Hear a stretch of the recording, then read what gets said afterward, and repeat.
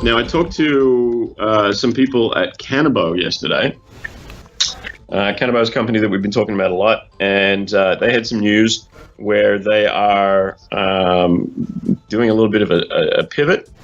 Not a pivot as in a grand change of business sort of sense, but a pivot in as much as they're going to focus a little less on opening their own clinics and more on partnering up with existing clinics, which I think is a great idea and will help them out markedly. They say it won't change very much on the revenue side because doctors' visits aren't exactly an overly profitable enterprise. But what they are saying is that they're going to be doing some deals with larger clinic chains, so they're going to ramp up their patient numbers significantly. That to them is really the key to everything because it means that they have a lot more market data, a lot more patient data to come through.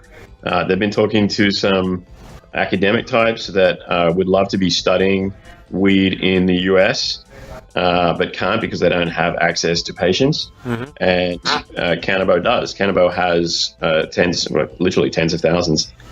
And if they do a couple more deals with some large clinic sizes, then their data numbers will start really skyrocketing. I had a conversation with one person I know who is a doctor and said, so if you had 15,000 patients worth of data there, what does that mean to you on the research side? How much do you need in order to be able to get a really good trial together? He said they've already got it. 15,000 is way more than you need. A lot of the time you're dealing with maybe 50 or 100 patients when it comes right down to it because you're looking at very specific symptoms and very specific people and very specific processes. So he said what they've already got is great. When it comes to the US, what they've got is amazing because there is no one that has health data like this in the US. There's no one who has it in Canada. There's no one who has it in the world. So I'm watching Canabo very closely because I think that there's going to be stuff that comes out in the near future that is going to be the sort of event that quantifies exactly what they are. And I think a lot of people think that they're just health clinics and that health clinics, who gives a shit? That's really not it. That's the worm on the hook. The hook is the data. The clinics just get people in the door so that they can share their information with them. Now, the data, this is something that's going to be good for everyone. Would they not be looked on as being a little bit predatory if they actually tried to sell it off? Well, so what they're doing is not selling, here's Galen's health data, because that would be just illegal. What they're doing is they say, all right, Galen, so you're smoking weed because you've got some sort of affliction, helping you with your gonorrhea, your syphilis madness. With that. You need help with that. So your doctor doesn't know what to prescribe, so we take your stuff from the doctor and we say, okay, here's what you need to get through your syphilis madness. You then go to Abcan or Broken Coast or wherever the fuck you want to get that stuff from.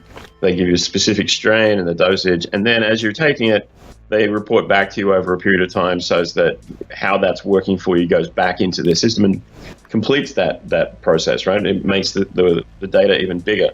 So if you've got 200 people that are taking purple head explosion kush to treat their syphilis madness, then it's not quite working for them. And then 50 go switch over to Kim Kardashian Kush Express. And that works, then everyone can get shifted over to the stuff that works. So it's an ongoing trial that I think is going to be amazing. And I know they're talking to larger outfits. I'm not talking LPs. I'm talking large corporations that really need access to this data. When you think about it, like imagine if Air Canada wakes up one day and finds that 60 of their baggage handlers are on medical marijuana and they're driving heavy machinery around. Okay. So first thing that Air Canada has to do is go to HR and say, what's our policy on this? Like, are they allowed to drive that shit around? Should there be restrictions? Can they not take their medicine before work? Like, what do we do? Right. And they don't know the answer to that. So what Canabo's doing is basically able to walk in the door and say, okay, according to our 400,000 pieces of data, here's what your policy should be. Once they start banging up those sorts of deals, like those companies are going to pay a lot of money for heads up consulting on this stuff that helps them save money, maybe helps them decide whether they should be putting their employees on insurance plans that accommodate weed. Right. There's all sorts of great stuff, and nobody's really doing this at the moment. So you're saying consultancy? Consultancy, I think, is the key to it all. So I've got a note from Rafici here, delayed by a few days due to an exchange delay. So he's a little tied up at the moment. So, all right, what we're going to do with Chuck is we'll reschedule for next week. Okay. And sorry, guys, if you're all tuned in to get Rafici, and you said you got me with my slit eyes. Great. I went out yesterday. We have another question. I went out yesterday and found like the cocktail maker of a lifetime, and had so many drinks that I'm sorry, I can't even open it right now. All right, what's your next question? Sorry, now that you mentioned, I just took a good look at your face, and holy crap, you had a good time last night. Good for you. Good for you. A couple weeks ago, apparently, this is what Paul Toronto was saying. A couple weeks ago, you said there was about to be some awesome news coming from Canabo. Was that news the opening of the newest clinic? Open last week, no. I think. No. Oh, there you go, Paul. That's no. That's what I have to do to get my eyes open. Very disturbing way. Yeah. No. Opening clinics, they're going to keep doing that, but that's going to be. They realize that opening a clinic in Chilliwack is not really making the market move. What they're looking to do is, when they come out with news, they want to come out with ball-busting news, the sort of stuff that makes you go, "Oh, okay." Okay. So here's my deal on Canabo right now, right? So in Canabo, you've got the clinics, which is a decent enough business. In comparables, stop laughing at my eyes. In comparables, you've probably got other companies out there that have similar number of clinics. They're working on commission referrals. They're not doing the same thing as Canabo, so they don't have the data. But they're just straight up clinics, and they're feeding into the LPs. Those are worth maybe 20, 30 million, right? If you got 20 clinics. Okay. Canabo's also got the research side of things, which you can compare to Veritas Pharma, right? Veritas is researching a strain that they could basically copyright and use for cancer patients to cure nausea and vomiting and whatnot. So that's worth $30 million. Then you've got the big data side of this thing, where they're like getting all this information together and farming it out to the LPs under subscriptions. They're doing research. They're doing able to connect with insurance companies or big health companies, so you got to look at that as being a $30 or $40 million deal as well.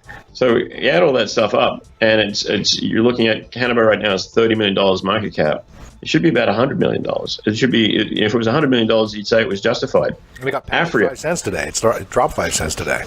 Yeah, it's because they put out news and people looked at it as being negative. You got to look at the bigger picture. A tweak in the business model is not. It's we had the Mezzi conversation the other day. A tweak in the business model is not necessarily a down thing. It's a fine tuning of what you're doing. Right. If they've looked at it and said, okay, look, the market's not giving any credit for the clinics as a standalone business, and we're not making that much money from it. It's just a way of getting in this data.